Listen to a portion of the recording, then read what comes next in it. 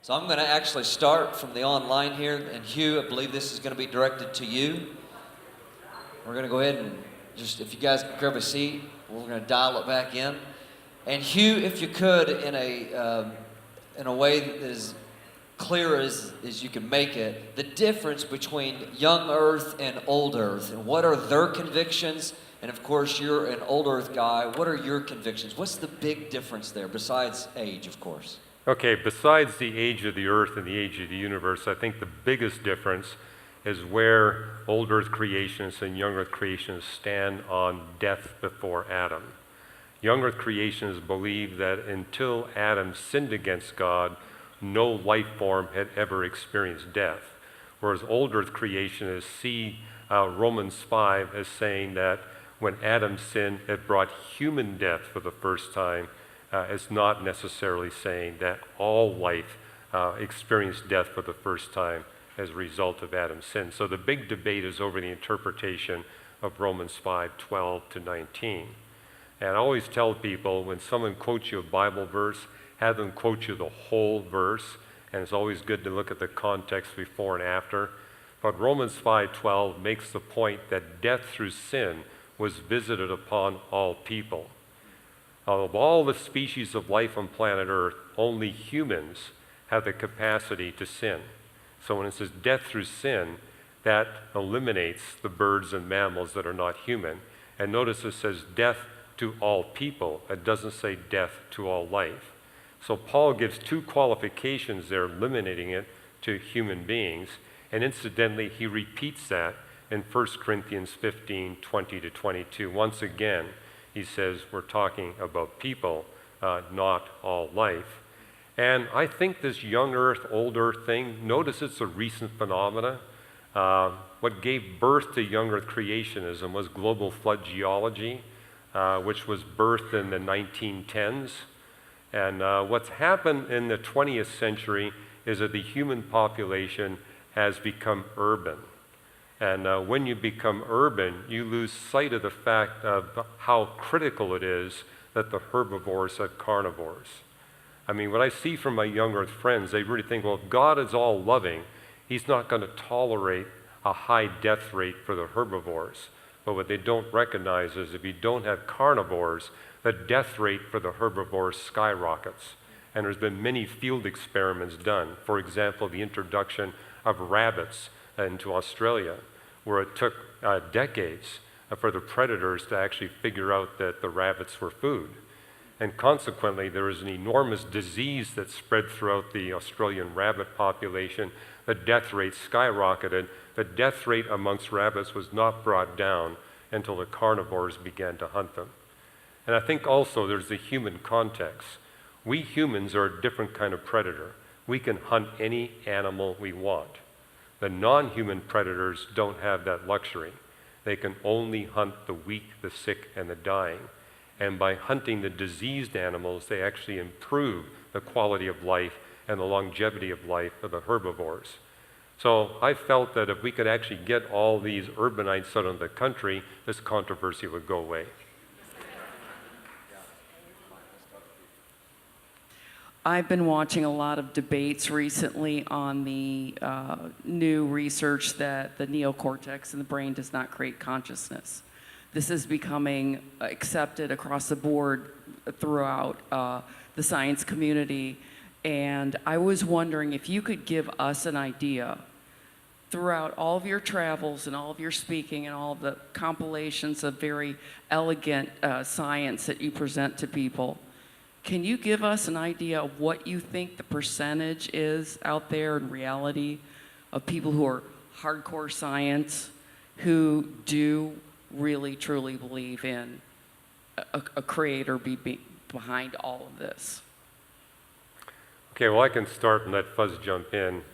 In my book, More Than a Theory, I give you the statistics on that. How in 1916, a psychologist by the name of Professor Luba was feeling that, hey, as science advances, we're going to see the number of believers in the scientific community drop and drop dramatically. He did a survey back in 1916 of men and women in science in America. 45% believed in God and an afterlife. Well, in 1996, 80 years later, that survey was repeated, and the number they got was 45%. The percentage has not changed over 80 years in spite of the tremendous advance of scientific knowledge. And also what you notice is that throughout that whole period, and it continues to this day, you have a higher percentage of believers in the physical sciences than you do the life sciences, and a higher percentage in the life sciences than you do the social sciences. And in some of the physical sciences, the majority of the researchers believe in God and an afterlife. I mean, for example, physical chemists and mathematicians are up over 70 and 80%. But if you go to sociology, it's down around 1 or 2%. And part of that is a selection effect. You know, my experience is very similar to yours in that as I travel around and speak on university campuses, I'm introduced all the time to people working in a variety of different disciplines who are believers. And one of the things that we're trying to do at Reasons to Believe is actually create a community of scientists who are willing to identify, at least in a broad sense, with what we're doing at Reasons to Believe. And the hope is by creating this community of people that it's going to kind of empower people to be willing to speak up, because people feel isolated usually on university campuses, and if they knew that there were other people not only in their community but across the country that were in similar disciplines to them, that were highly respected, that shared their views, they would be hopefully much more likely and willing to stand up and to speak out. And in fact, right now, we've got a community of people that are pushing about 100, and I suspect that we could easily triple or quadruple that number in the next 4 or 5 years. What's limiting us from building this community is just simply not having the manpower and the money as an organization to do this. But it's astounding to me how many people there are that are willing to sign on, and how they just crave to have some place where they can connect and gain that kind of encouragement. And the hope is that we can embolden people. But I've always contended if you could declare a come out of the closet day for creationists, and everybody at 9 a.m. in the morning stood up and announced that they embraced some form of creationism, I think people would be shocked at how many people and who they were. And so it's unfortunate that people are not willing to speak out. And I understand some of the reasons why that is. But the level of belief, in my experience, is much higher than people would think. Yeah, and our goal in building this community of research scholars that are allied with us is that they be able to reach their peers for Christ. We want them evangelizing their peers. And I think if enough of us did that, we would see the whole demeanor within the scientific community change with respect to the Christian faith. So that's our goal. Take a line from a movie: if you build it, they will come. Yeah, it seems that that's true. Well, after listening, is it on? Okay. After listening to your talk about the DNA, I wanted to get your opinion on the work that Dr. I think it's James Gate did on they called it computer language of the quarks and the 4 fundamental forces, and what your thoughts are on that. I know that kind of a couple years ago spawned the whole "we're living in the Matrix" thing, which, but what your thoughts are on that? I'm just not familiar with that work. I don't know that I've got anything to offer, other than maybe this general comment that we see information that is far more prevalent, I think, in nature than we appreciate. And it's particularly true in biological systems. We see the high prevalence of information. And in my mind, information is one of those quantities, I guess, for lack of a better word, that I think can only find a true explanation in a mind. And so I don't know enough about what you're referring to really appreciate it, but I think it's just remarkable to me how prevalent information is in nature. Hugh, with your charts on some of your data going back 20, 50, 100,000 years, how do scientists come up with that? And what's the margin of error since it's so far away? And how do you do it? What's the process? Well, that data comes from ice core drills, and there are several in both Antarctica and Greenland. They also have one in the Alps. And just a few weeks ago, they announced that they have one in the Tibetan Plateau that goes through 500,000 annual layers of ice.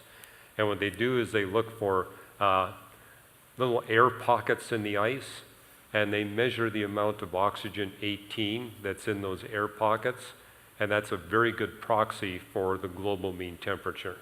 And so those temperature lines I showed you there, they're from analysis of these tiny air pockets trapped in ice.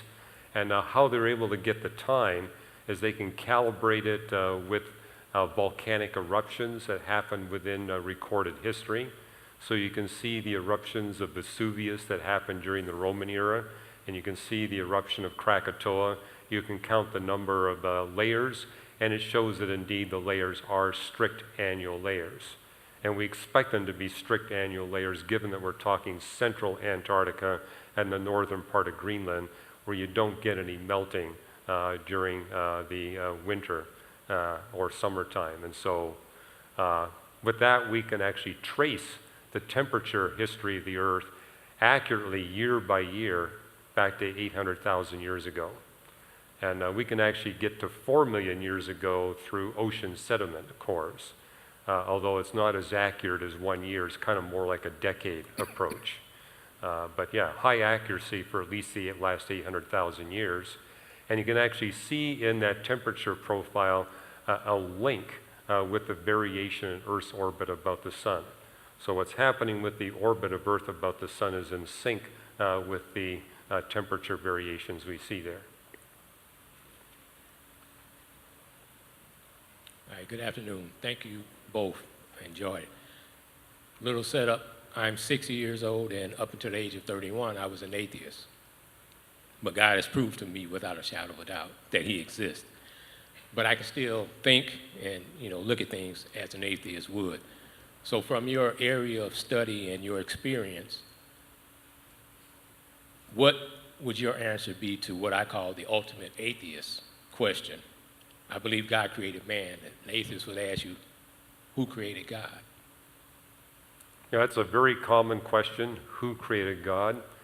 And the fallacy in the atheist's response, for example, Richard Dawkins is probably best known for making that retort. But the mistake he's making, he's putting God in the same category as human beings.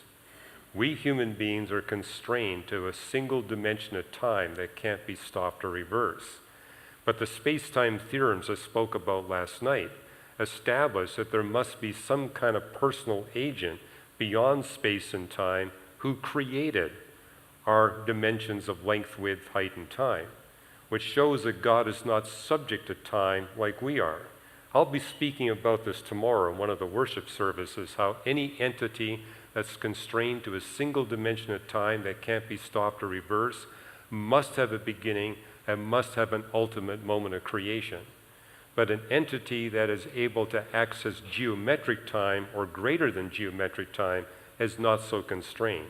Such an entity would not have any beginning, would not have any creation.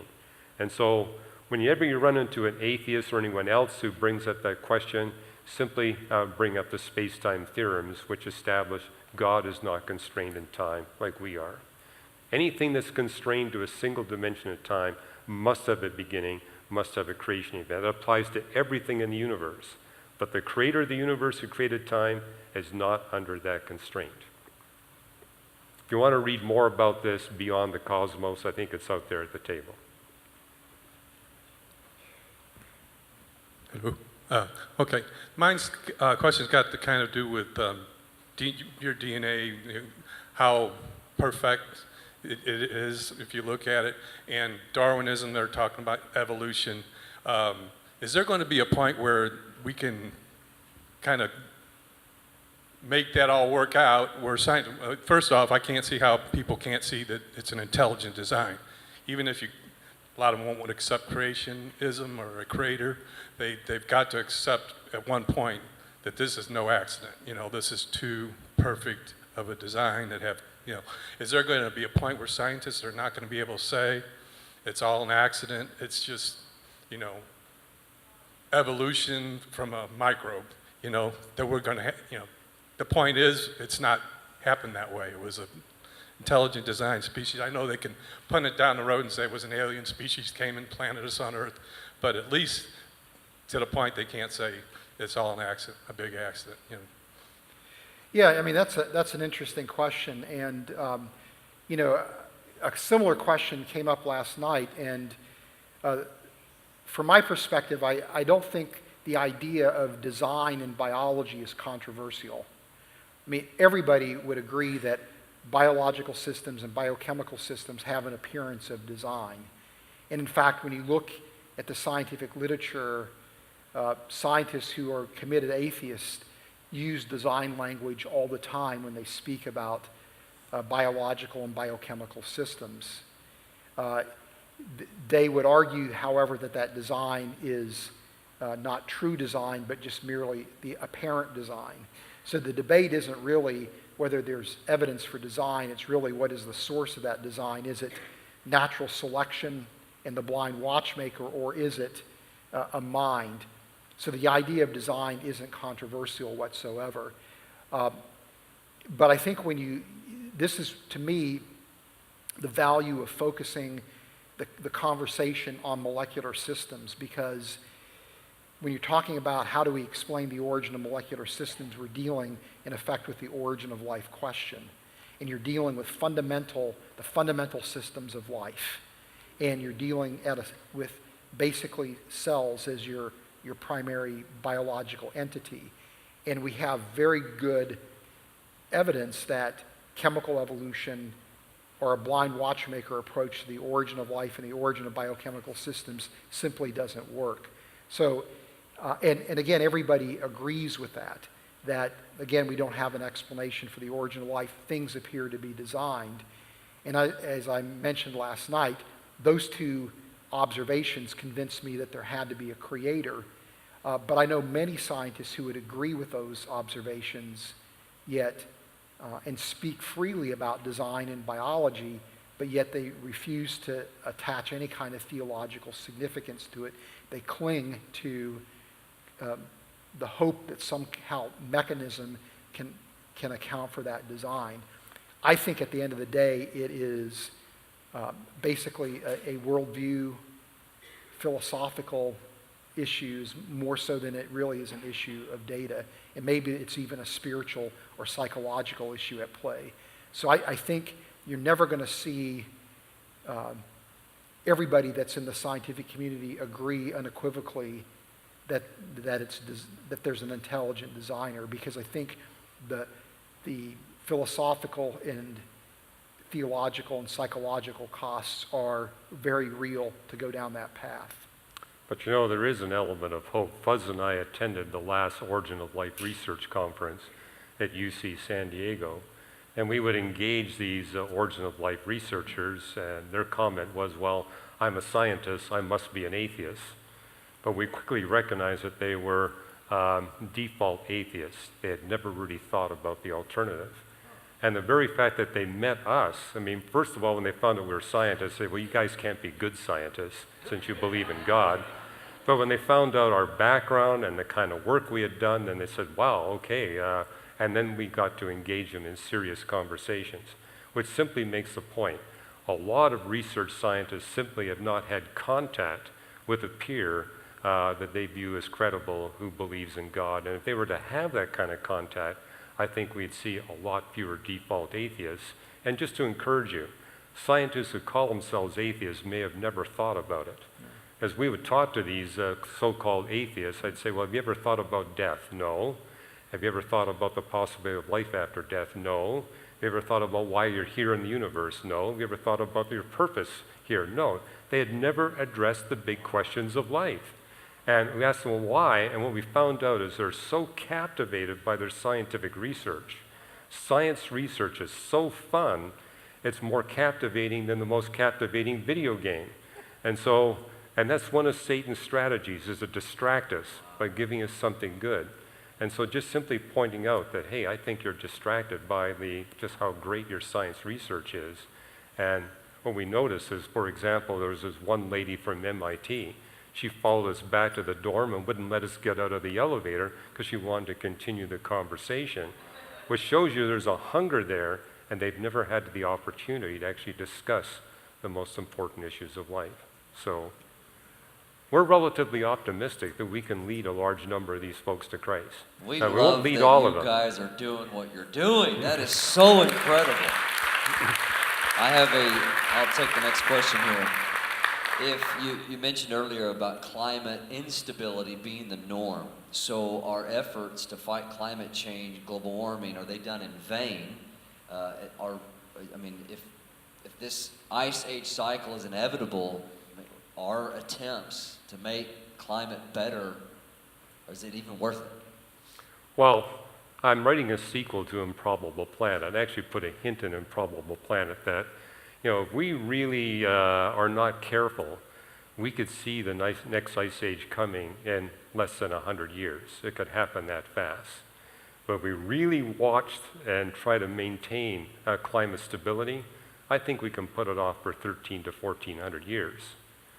Now, if you're premillennial in your theology, you've got to subtract 1,000 years, okay? So you really want to push for making sure we can put it off a long time.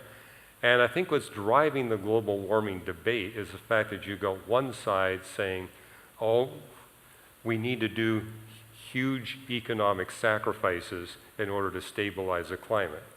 Like the inventor of the internet, for example, is saying we all have to stop driving cars and we've got to shut down all of our factories. Well, the problem is he's asking for such a draconian economic sacrifice, no one will do it. Certainly not while sin imbibes the human heart. It's not going to happen. And then you got the other side saying, well, we need to do what's economically right for people and forget about the climate. What I wrote about in Hidden Treasures in the Book of Job, and I'm going to write more about it in my next book, there are lots of things we can do to stabilize the climate that will actually boost our economy rather than subtract from our economy. And if we promote those solutions, I think every politician around the world is going to vote for it. The reason you got division is because one side is saying, let's do what's best for the climate. The other side is saying, well, let's do what's best for the economy. We can do both if we pursue the right kinds of solutions. And if we do both, I think we're going to be able to extend the period of climate stability out towards the maximum limit rather than the minimum limit. And as it tells us in Scripture, we who are followers of Jesus Christ need to occupy until he returns, which means keep the planet in the condition I gave it to you. So that is a mandate for all of us who are Christians, that we actually work on trying to sustain climate stability. But let's do it in a way that benefits all life. That's the command in Genesis 1 at the end of chapter 1, that we're to manage the planet for the benefit of ourselves and for the benefit of all life. And God has given us solutions whereby we can do that. Hi. You guys have made a good case for a creator and all that. I would just, when I take that knowledge to my friends that are atheists, they start to get on board with God, and yes, there probably is a creator, but it's making that next step to Christ. Is there any good resources or scientific evidence or anything I could share? Because they'll make responses like, oh, I don't believe in zombies, or, I don't believe in magic.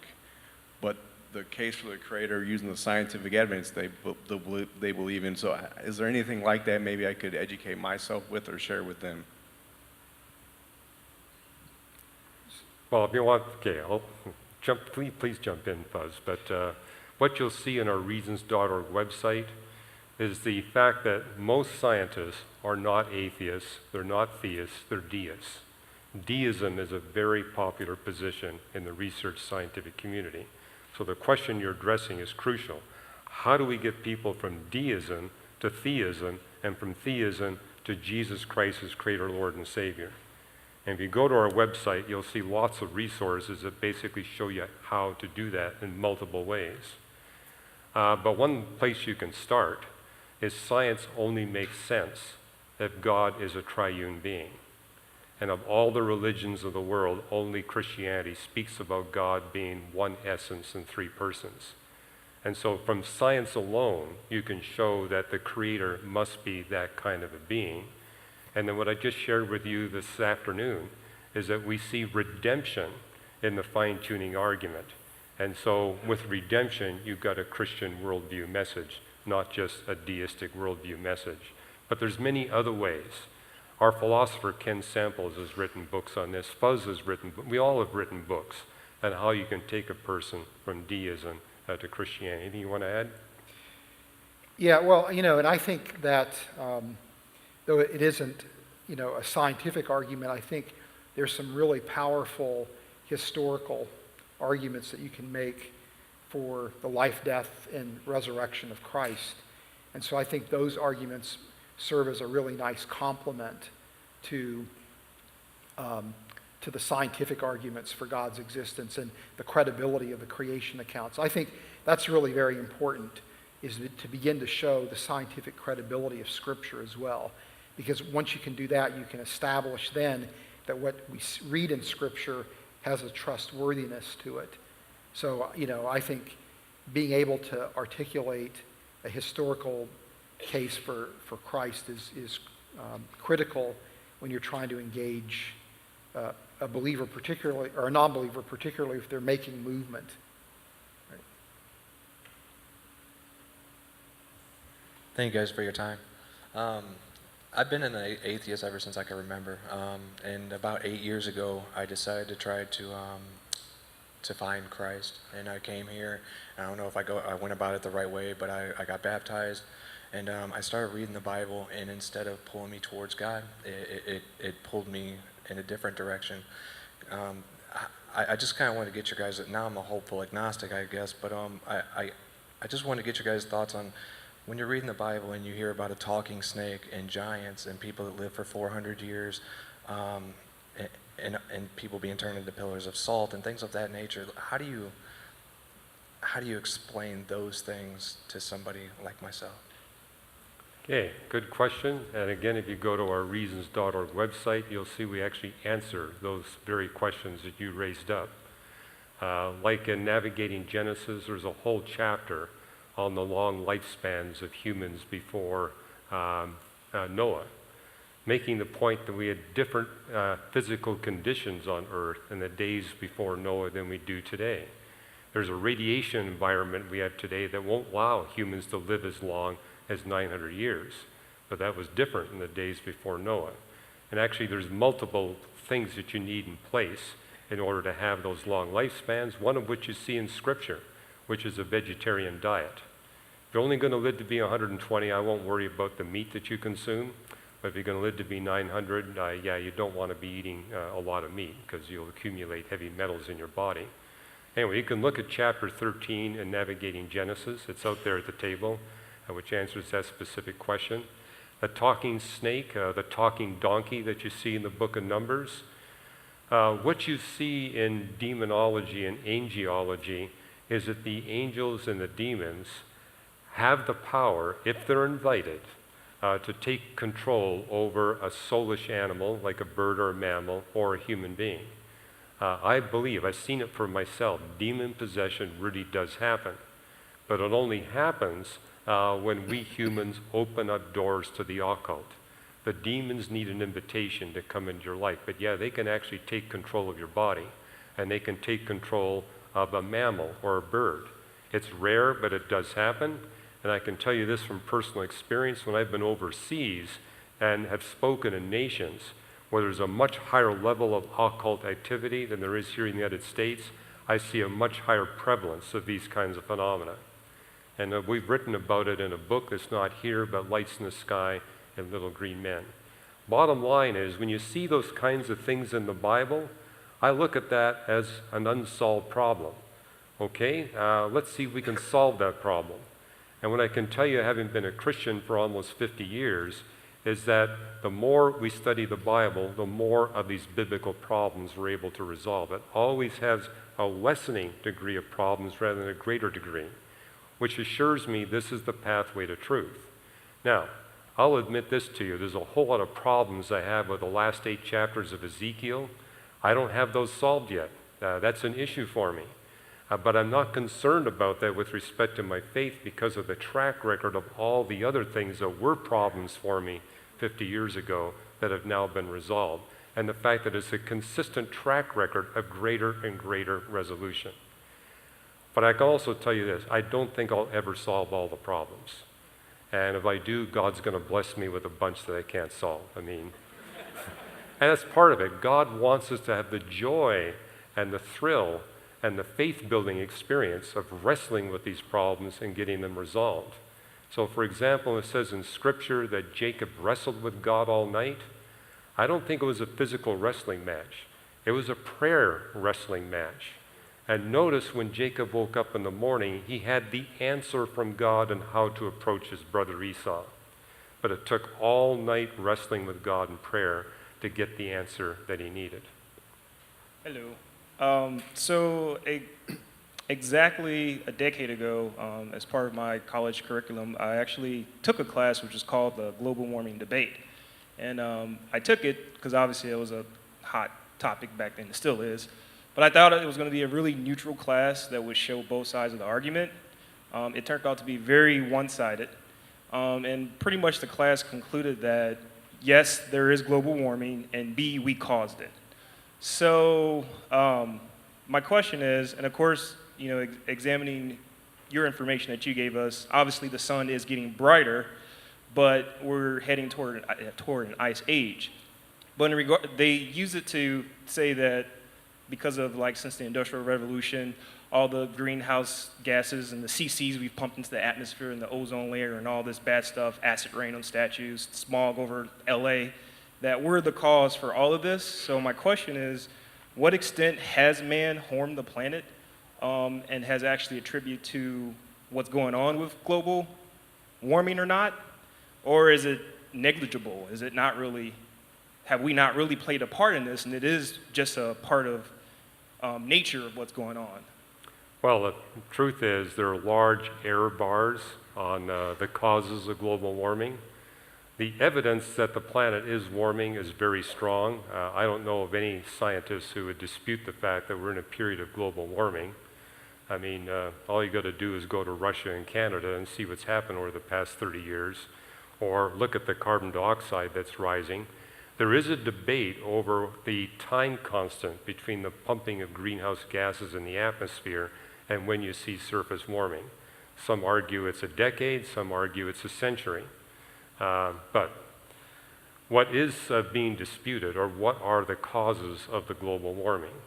And some have said, well, maybe soot deposit on the snow and ice pack of the earth is actually having a bigger impact than the carbon dioxide and the methane.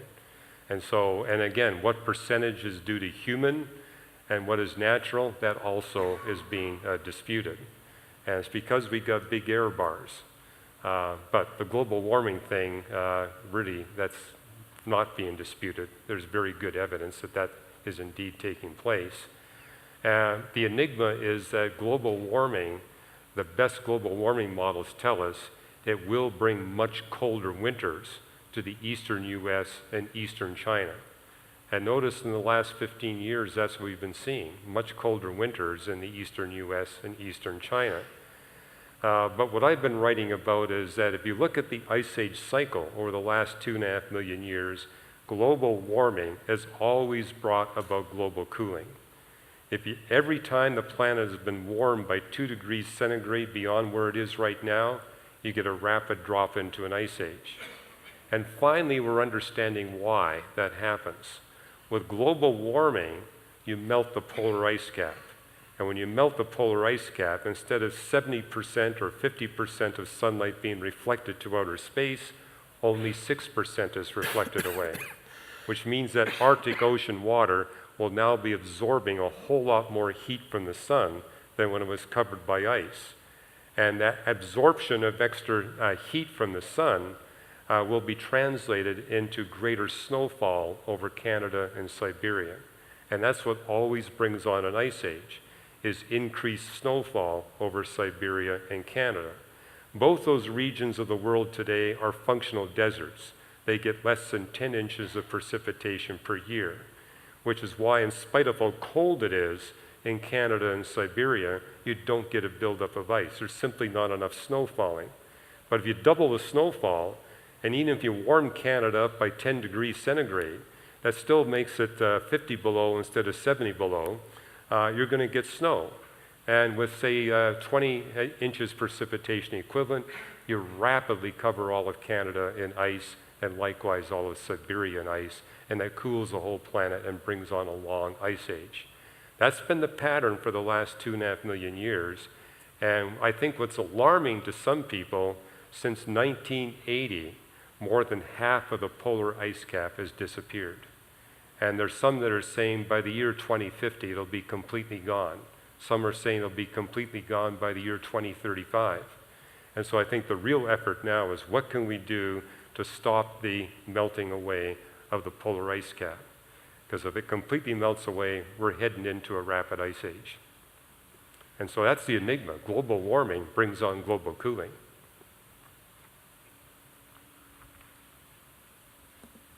I had a question about the global flood, and you said that the fossils on Mount Everest were because of the collision with India. Does the flood have anything to do with it? Yeah, the flood's not responsible for the fossils on top of Mount Everest. Those fossils got there as a result of India colliding with Asia. And if you were here last night, we talked about how you need to read more than just Genesis 6, 7, and 8 concerning the flood. 2 Peter talks about the flood of Noah. Job, Psalms, and Proverbs talk about the flood of Noah. And there's other chapters in Genesis that speak about the flood of Noah. And when you integrate all those texts, what you discover is the flood wiped out the world of humanity. As it says in 2 Peter 2:5, the world of the ungodly was destroyed by the flood. As it says in 2 Peter 3:5 and 6, the world at the event that time took place was wiped out by the flood. What you see in 2 Peter is whenever Peter talks about the flood, he qualifies the Greek word cosmos, which means world, with an adjective. Whenever you attach an adjective to a noun like that, it means less than the whole globe. And so the entire world of humanity was wiped out. But as Fuzz mentioned at the men's breakfast this morning, until you get to Genesis chapter 10, humanity is in one place. When God scattered humanity over the face of the earth, Genesis chapter 11, he was basically addressing the problem that God had commanded Adam and Eve and their descendants, multiply and fill the earth. They didn't do it.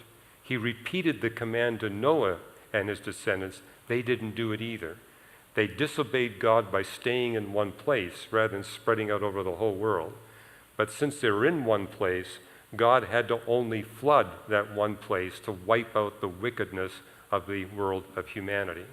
Since there was no humans living in Greenland, no need for God to flood Greenland. Which is why I don't think there are emperor penguins on board the ark or kangaroos on board the ark, because humans hadn't gotten to Australia or Antarctica, therefore there's no need. And incidentally, the reason why God wiped out the animals during the flood, the wickedness of humans was so extreme at that time, it impacted the behavior of the animals. In fact, we see that today. Whenever you run into a mean dog, you know the owner of that mean dog is also mean. It's not that dogs are sinners. It's that dogs are highly motivated to please their owners. And if bringing pleasure to their owners is attacking every other human being in sight, that's what the dog will do. That's how it brings pleasure to its owner. So yeah, whenever you're visiting somebody, the behavior of the pets will tell you a little bit about what you're going to run into. But that's why God had to wipe out the animals, because the wickedness of the humans was so extreme, it totally ruined the behavior of their animals. And you see that principle brought out in the book of Leviticus, that if animals have a certain kind of behavior, the animal is to be destroyed, and the owner along with the animal. In other words, it's saying the reason why the animal is behaving that way is because of its owner. And so, but again, since humans hadn't made it to Greenland and Australia, no need to flood Greenland and Australia. Fuzz, coming from a biochemist student here, what was a topic that convinced you of the existence of God? And was it a stumbling block for you, your studies in science? My studies in science really weren't a stumbling block to God.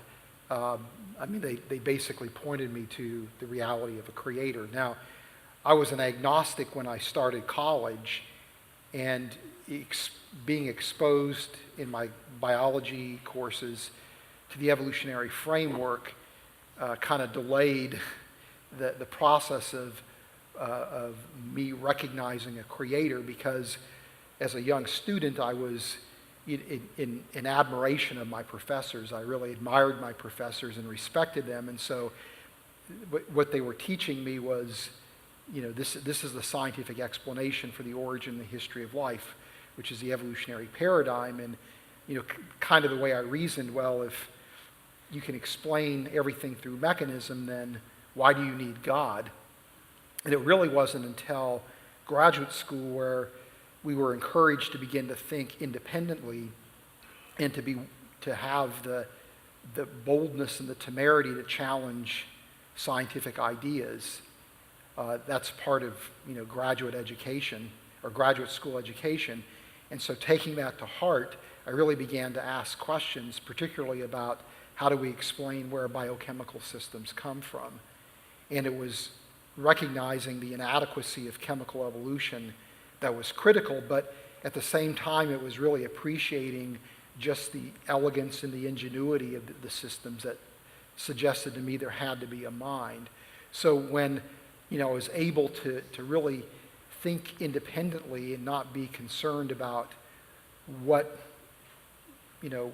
not to be influenced by kind of the paradigm at hand, it became really evident to me pretty quickly that a creator exists. So it wasn't any particular system in the cell that impressed me. It was just how everything just seemed to operate with a level of ingenuity and cleverness that was really uncharacteristic of what chemists could typically do, with chemicals in their hands. I mean, today, if you ask me what is the one piece of evidence that I think really points to a creator, it's not anything that I've talked about here this weekend, but it's the nature and the design of the genetic code itself. And that's a little bit of a technical discussion. I go into detail in my book, The Cell's Design, on the design of the genetic code, but it's incredibly optimized. It's a set of rules that define the information inside the cell, and it's exquisitely optimized.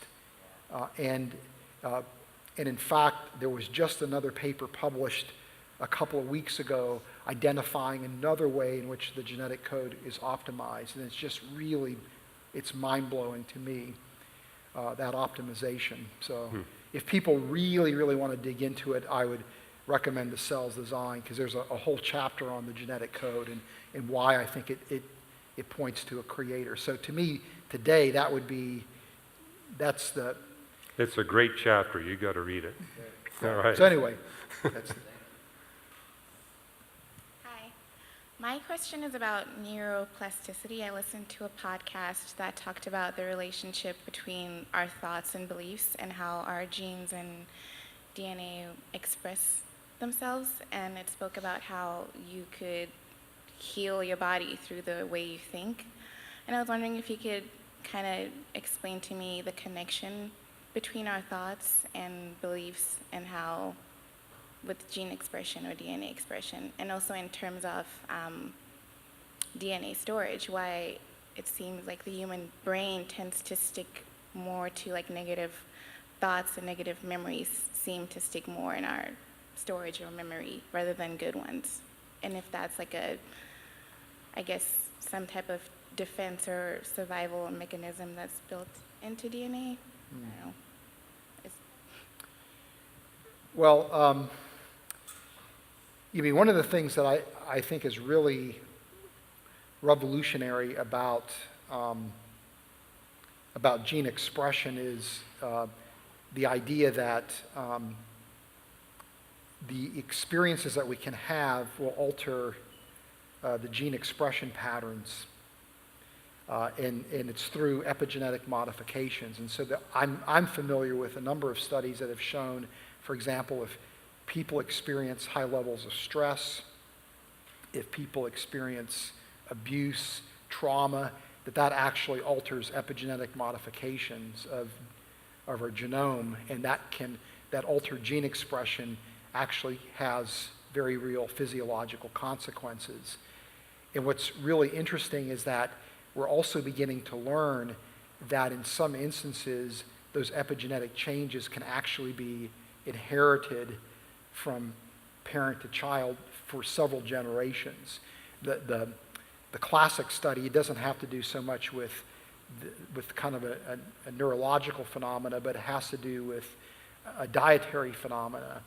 There was a study done showing that if your grandfather or great-grandfather experienced famine, that that famine exposure actually altered the lipid metabolism in the body in such a way that those people that experienced the famine would hoard calories.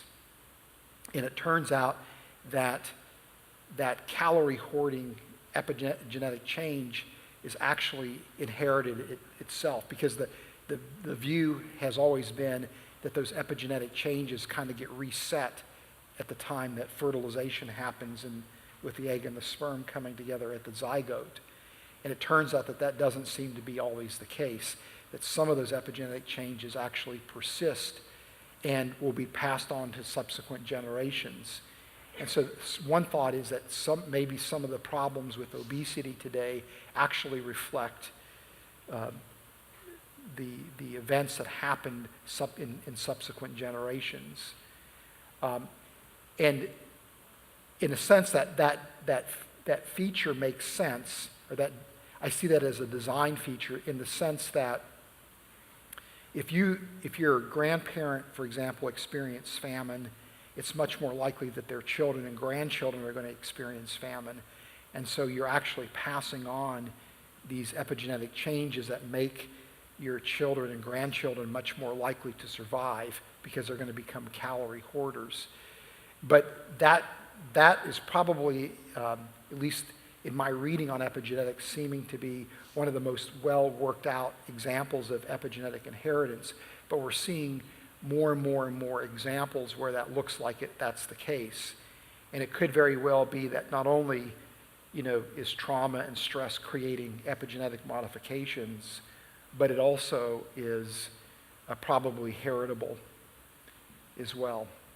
And so when you look in Scripture and it talks about the sins of the father being, felt for several generations, this could very well be part of that mechanism for how something like that happens.